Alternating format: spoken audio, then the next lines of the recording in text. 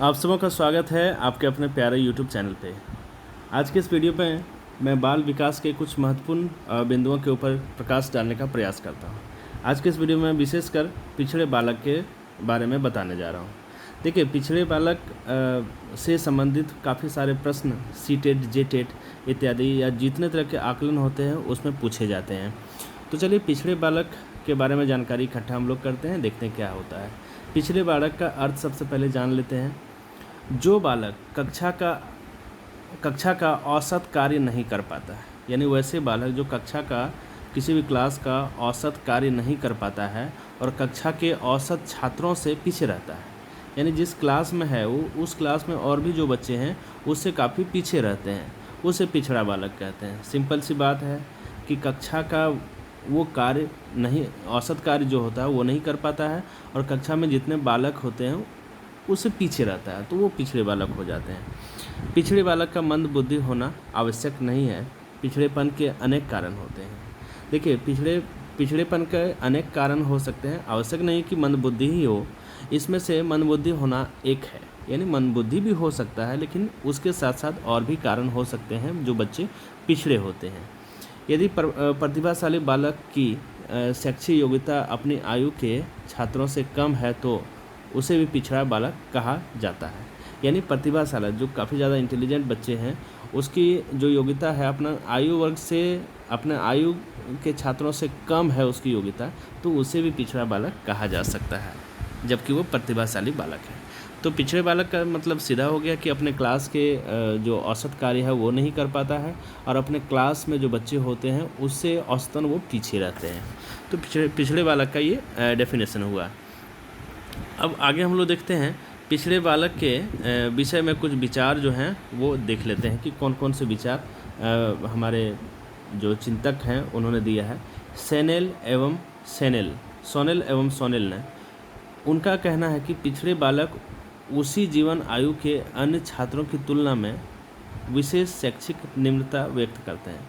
यहाँ भी मतलब वही हो रहा है कि उस जीवन आयु में कोई भी बच्चा अपने जीवन आयु में अन्य छात्रों की तुलना में विशेष शैक्षिक निम्नता व्यक्त करता है। शैक्षिक निम्नता का मतलब हो गया कि उसमें सोचने समझने या जो भी है उस कक्षा स्तर की जो औसतन कार्य होना चाहिए उससे निम्न है। अब आगे देखते हैं हिज मैजेस्टी कार्यालय के अनुसार। हिज मैजेस्टी कार्यालय के प्रकाशन पिछड़े बालकों की शिक्षा में कहा गया है। पिछड़े बालक वे हैं जो उस गति से आगे बढ़ने में असमर्थ होते हैं जिस गति से उनकी आयु के अधिकांश साथी आगे बढ़ते हैं। यहाँ भी मतलब वही हो रहा है कि पिछड़े बालक वैसे बालक होते हैं जिसकी आगे बढ़ने की गति जो है कम होती है, किसकी तुलना में, जो उसके साथी होते हैं ना उसकी तुलना में। चलिए, बहुत अच्छा है। यहाँ एक और क्वेश्चन आ जाता है, हिज मैजेस्टी कार्यालय जो है वो किससे संबंधित है, उन्हें क्या दिया था, तो पिछड़े बालक के बारे में उन्होंने बताया था। फिर देख लेते हैं नेक्स्ट सिरिल बर्ट जो है उनका कहना है कि पिछड़ा बालक वह है जो अपने विद्यालय जीवन के मध्य में अपनी कक्षा से नीचे की कक्षा के उस कार्य को न कर सके जो उसकी आयु के बालक के लिए सामान्य कार्य है। यहाँ भी बात वही आ रही है कि जिस कक्षा में बालक हो उस कक्षा और उसके निचले कक्षे का वो औसतन हल या जो भी चीज़ें होती हैं वो नहीं कर पाता है, तो वो पिछड़ा बालक कहलाएगा। ये तो कुछ हो गए आपका जो विचार प्रस्तुत किया गया था, विचार दिए गए थे वो। अब देखते हैं पिछड़े बालक की विशेषताएं क्या क्या हो सकती है। पिछड़े बालक की विशेषताएं हम देखते हैं। Characteristics of backward child. पिछड़े बालकों में निम्नलिखित विशेषताएं पाई जाती है। देखिए, पहला है बुद्धि परीक्षाओं में निम्न बुद्धि लब्धि, यानी जो आईक्यू लेवल है बच्चे का वो 90 से 110 तक रहता है। नेक्स्ट देखते हैं सामान्य विद्यालय के पाठ्यक्रम से लाभ उठाने में असमर्थता। तो जो विद्यालय का जो पाठ्यक्रम है, जो सिलेबस है, उसका लाभ उठाने में वो असमर्थ हो जाता है। जन्मजात योग्यताओं की तुलना में कम शैक्षणिक उपलब्धि। जन्मजात योग्यताओं की तुलना में कम शैक्षणिक उपलब्धि, यानी जिस स्तर पे बच्चा जिस उम्र का हो, जिस स्तर पे उसकी शैक्षिक उपलब्धि होनी चाहिए उससे कम होती है। फिर देख लेते हैं आगे जो है और कुछ दिए हुए हैं। समाज विरोधी कार्यों की प्रवृत्ति, यानी पिछड़े बालक का एक और विशेषता है कि वो समाज विरोधी प्रवृत्ति की होते हैं। सीखने की गति धीमी, यानी सीखने की क्षमता जो है, सीखने की गति जो है पिछड़े बालकों में कम होती है। जीवन में निराशा का अनुभव पिछड़े बालकों में पाए जाते हैं। विद्यालय कार्य में सामान्य बालकों के समान प्रगति करने की अयोग्यता, यानी यूँ कहें कि जो बराबरी जो है बराबरी नहीं कर पाते हैं अपने सेम क्लास में बच्चे। व्यवहार संबंधी समस्याओं की अभिव्यक्ति, व्यवहार संबंधी समस्या भी पिछड़े बालकों में पाई जाती हैं। फिर नेक्स्ट हम लोग देखते हैं सामान्य शिक्षण विधियों द्वारा शिक्षा ग्रहण करने में विफलता। जो सामान्य शिक्षण की विधि है उसके द्वारा बच्चे जो हैं पिछड़े बालक वो शिक्षा ग्रहण नहीं कर पाते हैं। फिर देखते हैं मानसिक रूप से अस्वस्थ और असमायोजित व्यवहार, मानसिक रूप से वो अस्वस्थ भी होते हैं। अपनी और उससे नीचे की कक्षा का कार्य करने में असमर्थता। यहाँ ये बात पहले भी बताई गई है कि जो जिस क्लास में बच्चे हैं उस क्लास के कार्य और उसके नीचे क्लास के कार्य बच्चे करने में असमर्थ होते हैं, तो पिछड़े बालक होते हैं।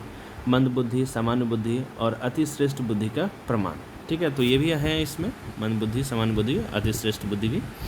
अब देखते हैं पिछड़ेपन या शैक्षिक मंदता के कारण, यानी बच्चा पिछड़ा क्यों होता है, इसका क्या कारण है, देख लीजिए। बहुत ही सिंपल तरीके से मैं आपको समझाने का प्रयास करता हूँ। विद्यालय में अनुपस्थिति, पिछड़े बालक का एक सबसे महत्वपूर्ण कारण है विद्यालय में अनुपस्थिति। विद्यालय वो नहीं आते हैं तो उसके सीखने की जो क्षमता है वो कम होने लगती है, उसकी गति सीखने की कम होने लगती है, और उस क्लास में जितने बच्चे होते हैं सामान्यतः उससे कम वो सीख पाते हैं। शारीरिक दोष भी हो सकता है पिछड़े बालक का। निम्न सामान्य बुद्धि, जो IQ लेवल है वो सामान्य होती है या कम होती है। परिवार की निर्धनता मतलब गरीबी के कारण बच्चे में काफ़ी ज़्यादा जो सीखने की क्षमता होती है वो कम हो जाता है। फिर देखते हैं माता पिता की बुरी आदतें, यानी जो पेरेंट्स होते हैं उनके भी विचार अच्छे होने चाहिए, तो बच्चों पे काफ़ी ज़्यादा प्रभाव पड़ता है। विद्यालयों का दोषपूर्ण संगठन व वातावरण, यानी विद्यालय का वातावरण और जो कमेटी बनती है, जो संगठन होते हैं वो भी अच्छे होने चाहिए, वो अच्छे नहीं होते हैं, विद्यालय का वातावरण अच्छा नहीं होगा तो जाहिर सी बात है कि बच्चे पिछड़ जाएंगे। परिवार के झगड़े भी बहुत ज़्यादा इम्पोर्टेंट रोल प्ले करता है बच्चों के सीखने में। बच्चों के पिछड़े हो जाने का महत्वपूर्ण कारण ये भी है परिवार के झगड़े। माता पिता की अशिक्षा, जिस घर में माता पिता काफ़ी ज़्यादा शिक्षित हैं, अच्छे वेल एजुकेटेड हैं, वहाँ के बच्चे काफ़ी ज़्यादा तेज़ होते हैं, तो माता पिता की शिक्षा भी ज़रूरी है। अशिक्षित रहने से बच्चे पिछड़ जाते हैं। परिवार का बड़ा आकार का मतलब यहाँ हो गया कि बहुत सारे मेंबर्स आपके फैमिली में हैं, तो वहाँ भी पिछड़ेपन का कारण वो होता है, क्योंकि किसी खास बच्चे पे विशेष ध्यान नहीं दिया जा पाता है।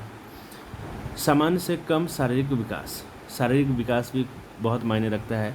जिस उम्र के बच्चे होते हैं उस उम्र तक बच्चों की शारीरिक विकास उम्र के हिसाब से होनी चाहिए, यदि कम होती है तो वहाँ भी पिछड़ेपन का वो कारण हो जाता है। माता पिता का दृष्टिकोण, यानी माता पिता का जो दृष्टिकोण, उसकी सोच जो है वो काफ़ी ज़्यादा निर्भर करता है बच्चों के पिछड़ेपन होने का। शारीरिक रोग यदि बच्चों में है तो वो पिछड़ेपन का कारण बन जाता है। अब देखते हैं पिछड़े बालक की शिक्षा। स्टोन्स, आजकल पिछड़ेपन के क्षेत्र में किया जाने वाला अधिकांश अनुसंधान यह सिद्ध करता है कि उचित ध्यान देने पर पिछड़े बालक शिक्षा में प्रगति कर सकते हैं। स्टोन्स का ये कहना है कि यदि बच्चों पे विशेष ध्यान दिया जाए, काफ़ी ज़्यादा अनुसंधान करके काफ़ी ज़्यादा विशेष ध्यान दिया जाए तो वो शिक्षा के क्षेत्र में प्रगति कर सकता है। उसके लिए क्या क्या करने होंगे? विशिष्ट विद्यालय की स्थापना करनी होगी, एक विशेष विद्यालय की स्थापना करनी होगी जिसमें पिछड़े बालकों को उसके प्रगति, उसके शिक्षा के विशेष शिक्षा पे जोर दिया जाए। हस्तशिल्प की शिक्षा भी बच्चों को दी जानी चाहिए। विशेष विद्यालय का संगठन भी होना चाहिए, जैसे पीछे भी बताया कि संगठन और वातावरण भी काफ़ी ज़्यादा मायने रखता है। छोटे समूहों में शिक्षा, यानी ग्रुपिंग एजुकेशन, यानी ग्रुपिंग करके बच्चों को शिक्षा देना, वो भी एक अच्छा माध्यम है। अध्ययन के विषय, विशेष पाठ्यक्रम का निर्माण मतलब पिछड़े जो बालक हैं उनके लिए अलग से पाठ्यक्रम सिलेबस का निर्धारण किया जाए ताकि वो सीख पाए। अच्छे शिक्षकों की नियुक्ति भी बहुत मायने रखती है और अच्छे शिक्षकों की नियुक्ति पिछड़ेपन को दूर कर सकते हैं। सांस्कृतिक विषयों की शिक्षा, सांस्कृतिक कार्यक्रम से लेकर के सांस्कृतिक विषयों की शिक्षा उन्हें दी जानी चाहिए। विशेष शिक्षण विधियों का प्रयोग, यानी अनेक तरह की जो शिक्षण विधि है उसका प्रयोग कर करके बच्चों को सिखाना समझाना चाहिए ताकि उसके पिछड़ेपन जो है दूर हो सके। विशिष्ट कक्षाओं की स्थापना, विशिष्ट कक्षाओं की स्थापना करनी चाहिए जिसमें पिछड़े बालकों को उसमें रखना चाहिए। तो बहुत सारे प्रश्न इससे पूछे जाते हैं पिछड़े बालक से, तो ये कुछ मैं विशेष पॉइंट आपको बताया और इसे आप ज़रूर से ज़रूर देख लेंगे, समझ लेंगे और नेक्स्ट वीडियो में मैं एक नया टॉपिक लेकर के आऊँगा। तब तक के लिए धन्यवाद।